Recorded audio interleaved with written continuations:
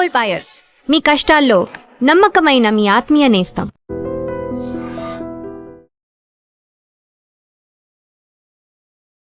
Ladies and gentlemen, welcome to iDream media. నేను Priyadarshan.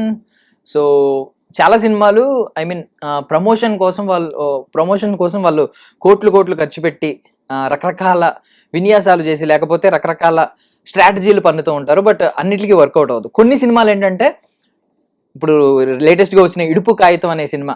So ఈ cinema కనీసం ఒక టీజరో ఒక గ్లిమ్సో రాకముందే విపరీతమైనగా వైరల్ అయ్యి విపరీతమైన ప్రమోషన్ వచ్చిందనమాట. బట్ ఆ ప్రమోషన్ పాజిటివ్గా వచ్చిందా నెగిటివ్గా వచ్చిందని చూస్తే మాత్రం ఇడుపు కాగితం అనే సినిమాకి కంప్లీట్ ఒక నెగిటివ్ ప్రమోషన్ అయితే మొదలైంది. అండ్ ఇది రీజనల్ ఫీలింగ్ తీసుకొచ్చింది. కొంచెం ఆంధ్ర వాళ్ళు తెలంగాణ వాళ్ళు సోషల్ మీడియా వేదికగా కొట్టుకునే అంత పరిస్థితి తీసుకొచ్చింది. దాని గురించి కొంచెం డీటెయిల్గా మాట్లాడుకుందాం. నాతో పాటు శేఖర్ భాష ఉన్నారు, మాట్లాడదాం. అన్న నమస్తే. నమస్తే. బాగున్నారన్నా? సో ఇడుపు కాగితం ఎవరో జ్వాలని వెలిగించారు, వేరెవరో దానికి బలి అయ్యారు అనేది లాస్ట్ టైం మాట.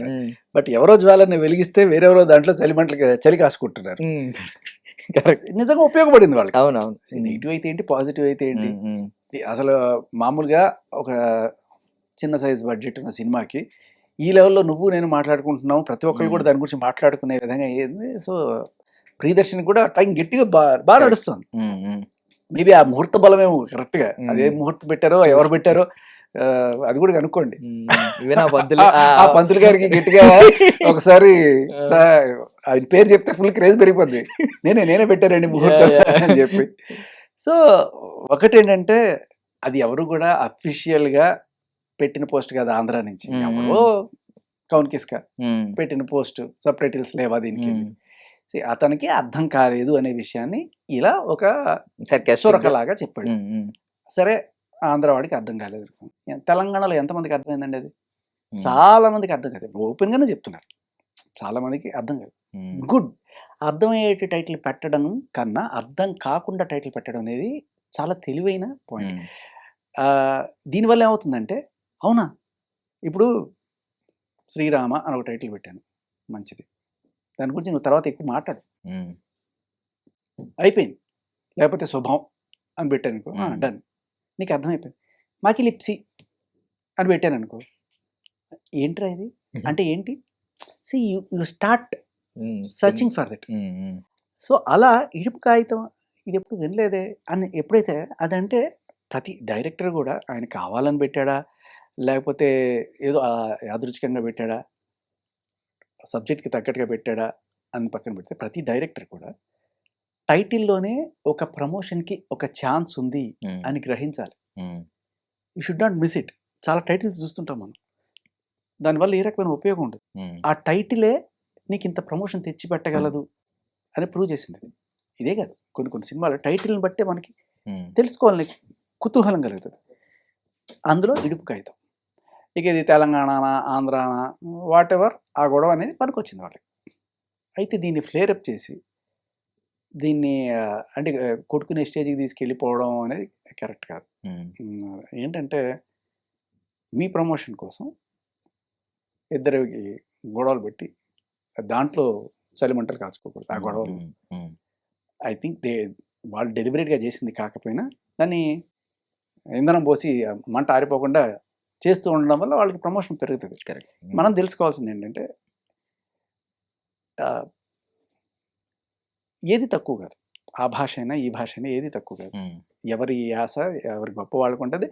అండ్ అలాగే వాళ్ళని వీళ్ళు ఎతకారం చేస్తారు, వీళ్ళని వాళ్ళు ఎతకారం చేస్తారు. దాంట్లో పెద్ద వింతే లేదు. ఇది బావబామర్ది పరాచకాల్లాగా ఎప్పటి నుంచో ఉంది.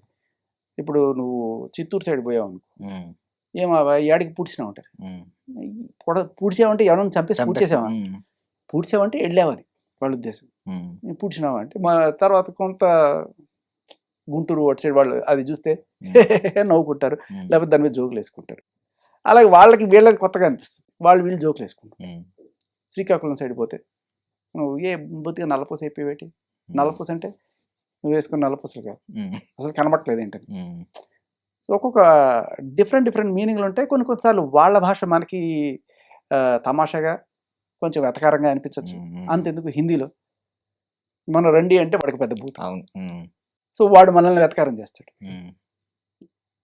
మనం కూడా వాళ్ళ భాషలో కొన్నిట్లు మనం వాళ్ళని వెతకారం చేస్తాం. That's okay. సరదాగా పరాచకాలు ఆడుకోవడం ఓకే. దాన్ని ఒక జాతీయ సమస్య లేకపోతే ఒక ప్రాంతీయ సమస్య చేసేసి దాంతో గొడవలు పెట్టుకోవడం అనేది కరెక్ట్ కాదు.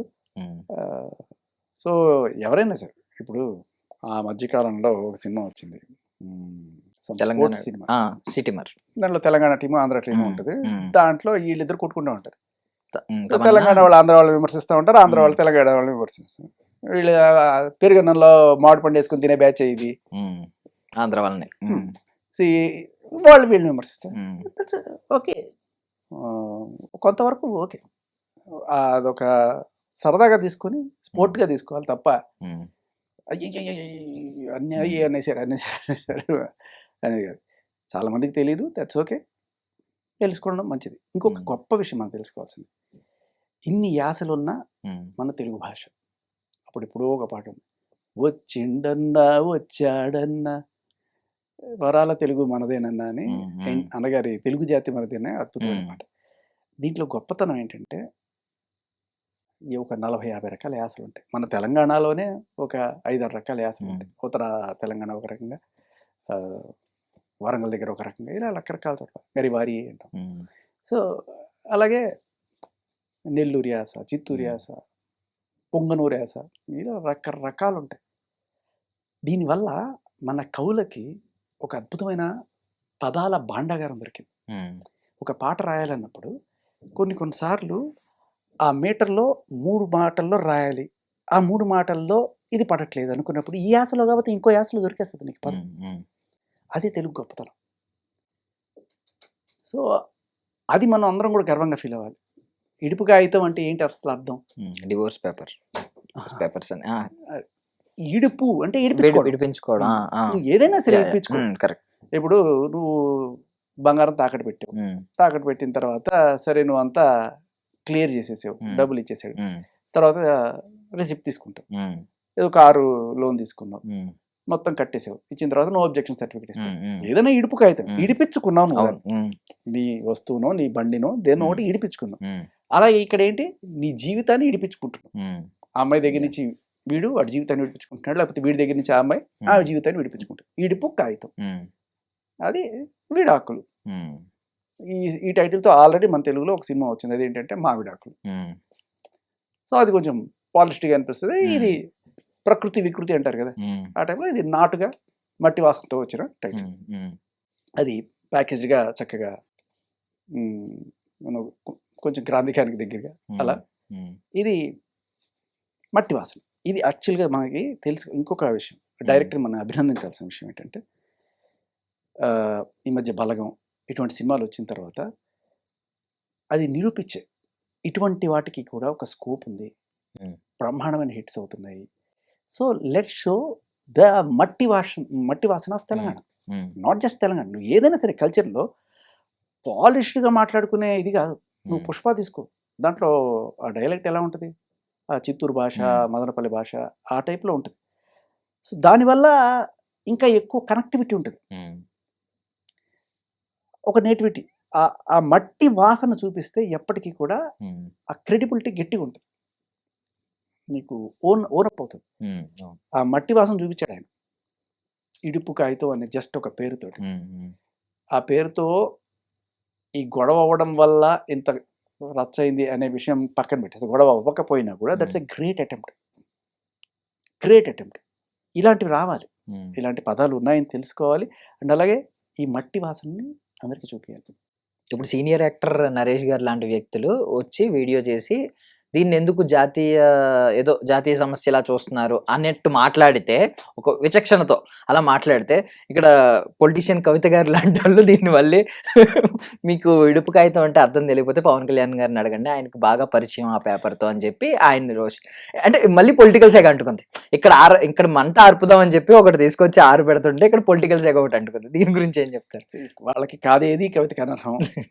సో రీసెంట్గా పవన్ కళ్యాణ్ గారు ఇక్కడికి వచ్చి పార్టీ పెట్టే ప్రయత్నం చేసినప్పుడు ఖచ్చితంగా ఆయన అందరూ అడ్డుకోవడానికి ప్రయత్నించారు రకరకాలుగా. ఫస్ట్ వెళ్ళి తీసుకొచ్చేది ఏంటంటే, నువ్వు ఇక్కడ అడుగు కాదు, పో అక్కడ, పో అక్కడికి, పో అక్కడ, పో అక్కడ. సో దానికి ఒక రాజకీయం కావాలి. సో ఏదో రకంగా ఆయన్ని ఆడిపోసుకోవడం. సో అంటే ఇది ఎలా అయితే మరి ఇప్పుడు ఇరుపుకైతే ఆంధ్రాలో రిలీజ్ చేయరా, చేస్తారు కదా, అందరూ ఆదరిస్తారు కదా. అలాగే పవన్ కళ్యాణ్ అయినా ఎవరైనా సరే మంచి చేసే వాళ్ళకి ఎవరికైనా సరే ఆదరణ ఉంటుంది. ఆయన అక్కడోడు కాబట్టి ఇక్కడ ఆదరించారంటే మరి ఇది ఇక్కడ సినిమా కాబట్టి అక్కడ చూడరా, ఎక్కడైనా అన్నిటిని ఇక్కడ సినిమాని అక్కడ ఎలా ఆదరిస్తారో అక్కడ ఆయన ఇక్కడ కూడా ఆదరిస్తారు.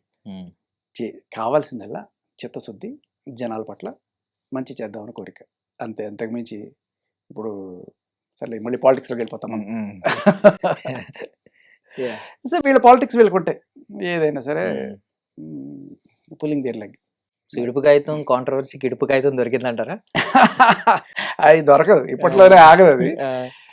మళ్ళీ సినిమా లాంచింగ్ ఫ్యాక్షన్ లో మొదలవుతుంది, తర్వాత రిలీజ్ టైంలో అవుతుంది, సినిమా సక్సెస్ మీట్ లో అవుతుంది. ఇది అయ్యేదాకా తప్పదు. Priyadarshini is lucky, A promotion అక్కర్లేదు, అదే తీసుకొని పోతుంది. అమ్మాయి ప్రొడ్యూసర్ బోల్డ్ అది ప్రమోషన్ దొరికింది అనుకుంటారు. థ్యాంక్ యూ అన్న, thank you so much for your valuable time. And for more videos, Please subscribe to iDream. Please subscribe to iDream. Please subscribe iDream. And please subscribe to iDream. For more videos, subscribe to iDream. please like, share and subscribe to the channel. Congratulations, iDream. Subscribe to iDream. Subscribe to iDream. So subscribe to iDream Media. iDream team andarki huge congratulations. Please subscribe iDream Media. Please subscribe to iDream. Subscribe iDream. Please subscribe to iDream. iDream అంటే నా కళల channel subscribe చేసుకున్న నోరు తిరుగుతలేదు, మీరైతే గంట గుర్తు కొట్టండి. For more such videos, please subscribe to iDream. Subscribe to iDream. Please subscribe to iDream. Please subscribe iDream Media. Please do subscribe to iDream. Please subscribe to iDream Media. For best entertainment and information, please subscribe iDream. And don't forget to subscribe to iDream.